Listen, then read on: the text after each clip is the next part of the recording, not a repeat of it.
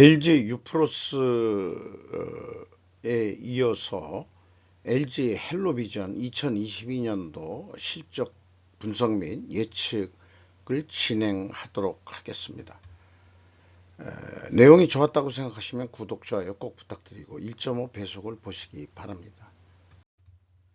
LG 유프로스 할 때 한번 소개를 했기 때문에 한번 좀 처음 보시는 분들은 화면을 좀 참고해 주시면 되겠고요. 워렌 버핏 옹의 어떤 그 제스처 모양의 사진이 되겠습니다.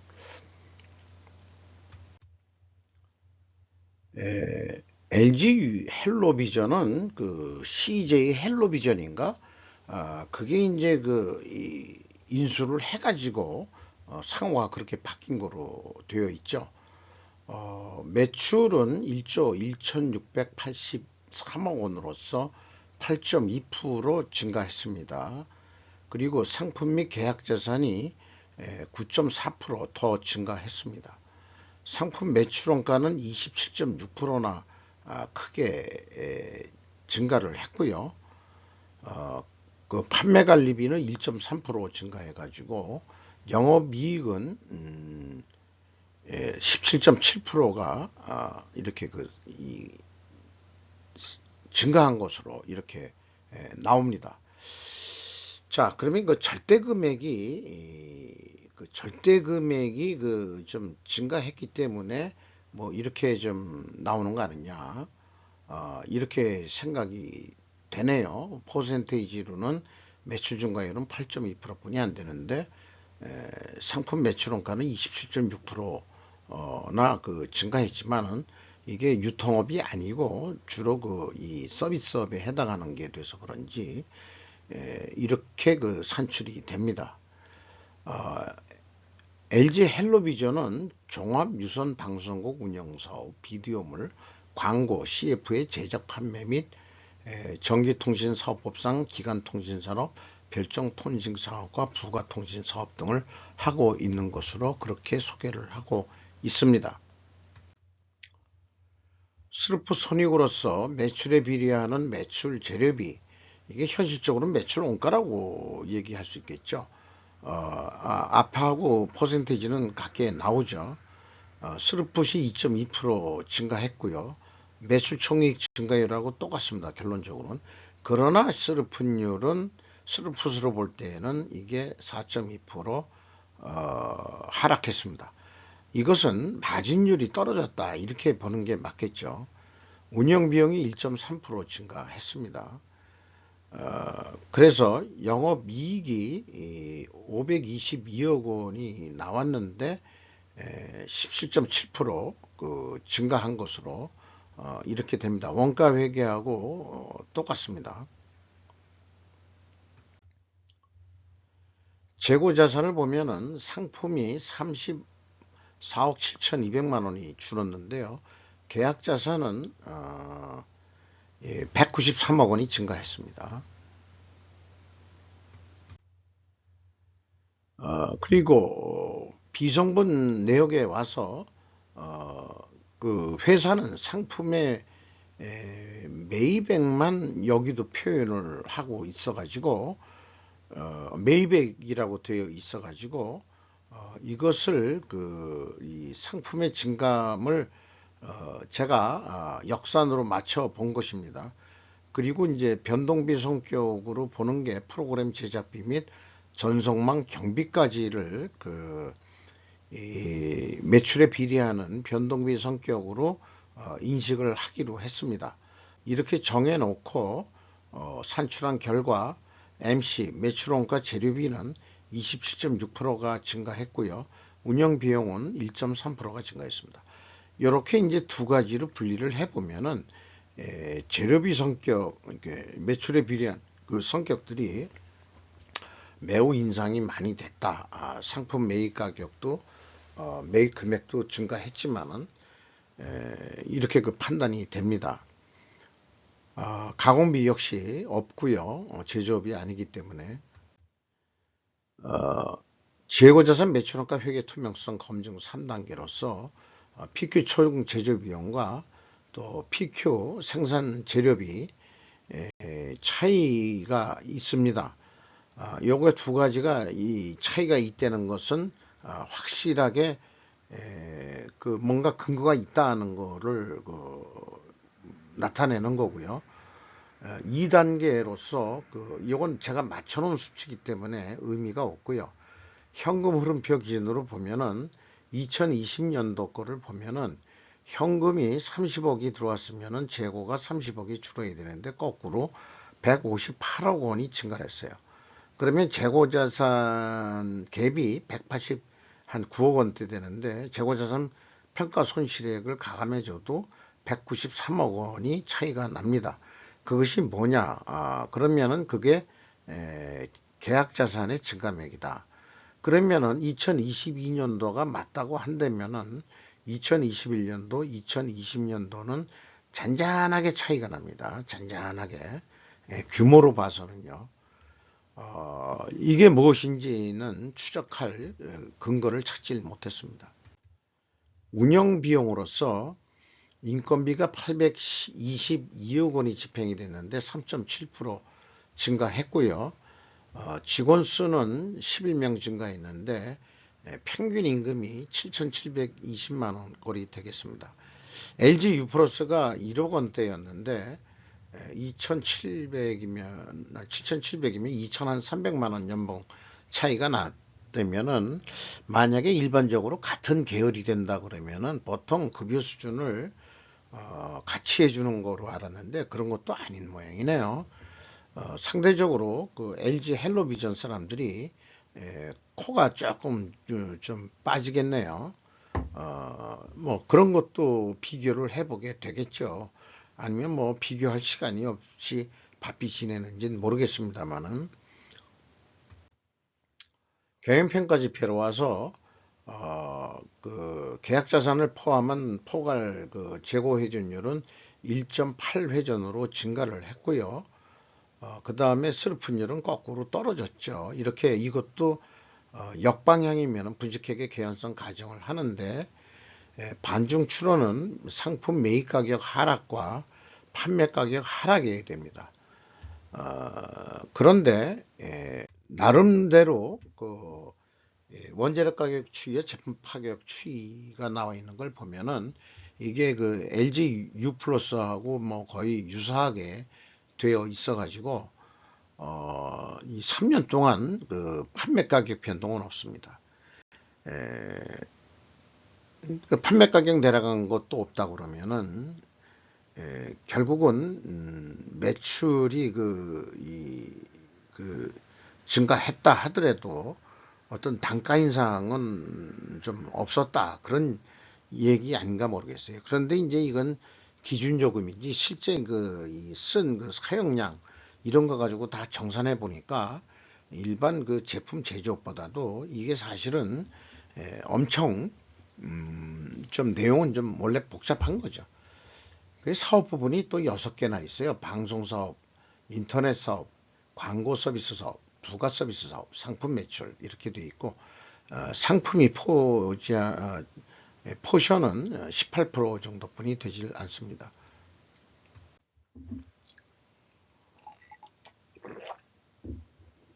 현금 재무제표로서 캐펙스 현금이 들어온 걸로 되어 있으니까 이것은 유형자산이 줄어들었다 이렇게 좀 보시면 되겠고 종속기업 비율은 뭐 그렇게 많이 안 가지고 있고요. EAT 세후 현금 순이익이 2,963억 원인데 이거를 현금 수익률로 읽으면은 26.6%로서 전년보다 0.9% 상승을 했습니다. 현금 수익률은 상승을 했다는 얘기죠. 채권자가 395억 원, 채권자 잉여 현금 흐름은 396억 원을 가져갔습니다.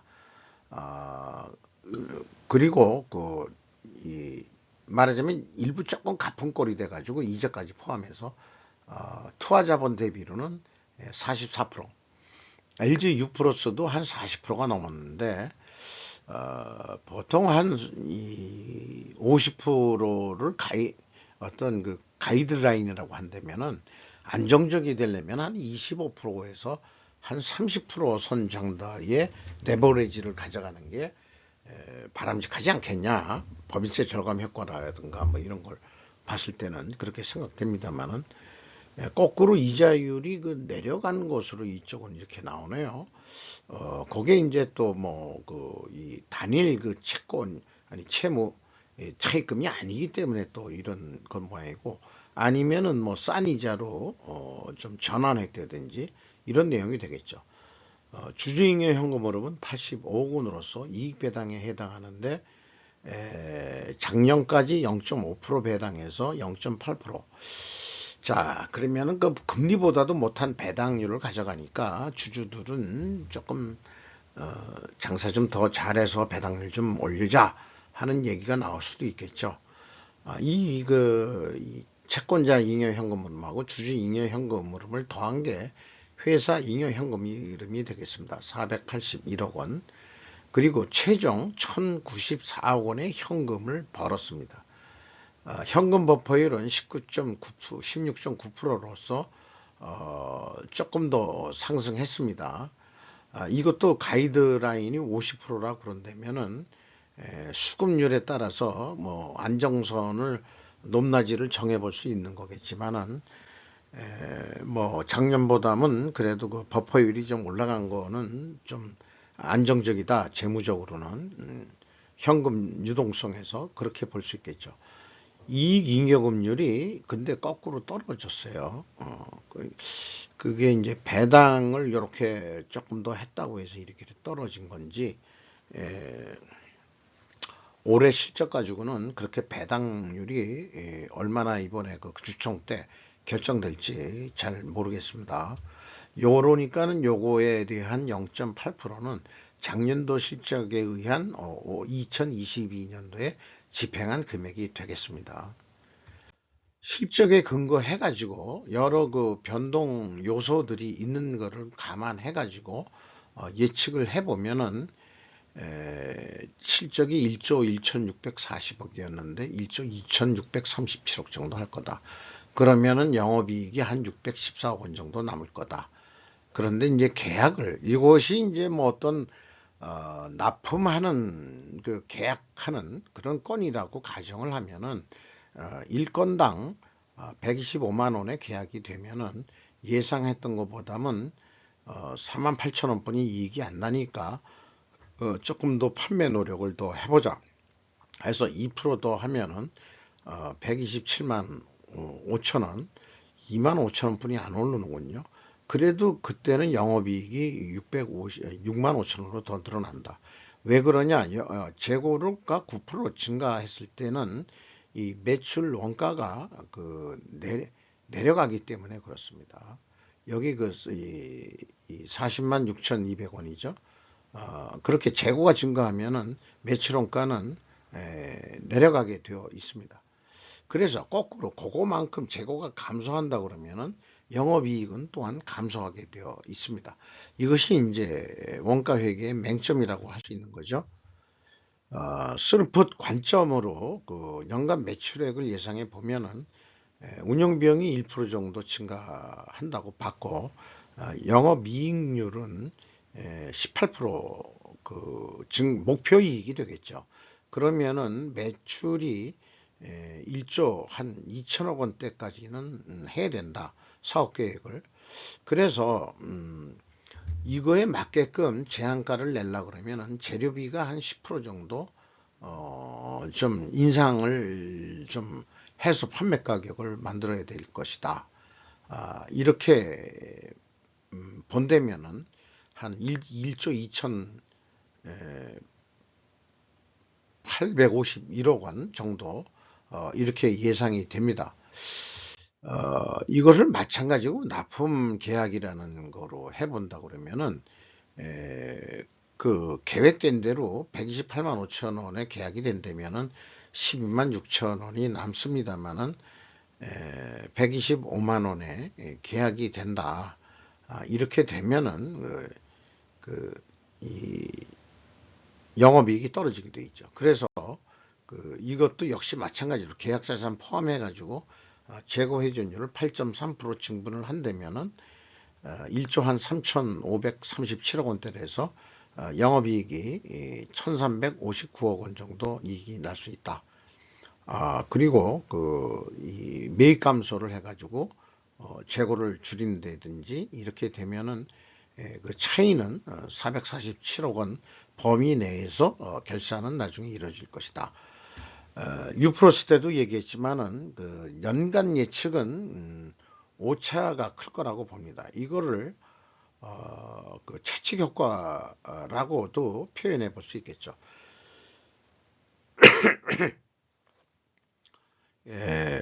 분기 연말이 가까운 그 4.3분기 때 실적을 가지고 예측하는다면은 이 정확도가 더 좀 오차 범위가 줄어들겠습니다만은 연간 거를 예측할 때는 1년간의 변수가 그 여러 가지가 날 수 있기 때문에 변수를 적용했습니다만은 이 계획하는 거에 대한 변수는 솔직히 뭐 알고리즘을 그 소개한다 그러면은 어저께 팔린 것만큼 내일도 팔리지 않겠느냐. 거기에서 일부 어떤 이 계획을 할 때는 어떤 직관 내지는 느낌 이런 거 뭐 이런 것도 좀 들어갈 수밖에 없는 거겠죠. 주가는 4,510원으로서 2021년 말보다 1,050원이나 내려갔습니다. LG 유플러스나 LG 헬로비전이나 다 코리아 디스카운트에 걸려 있네요. 장부 가격 대비 56% 수준밖에 되지를 않습니다.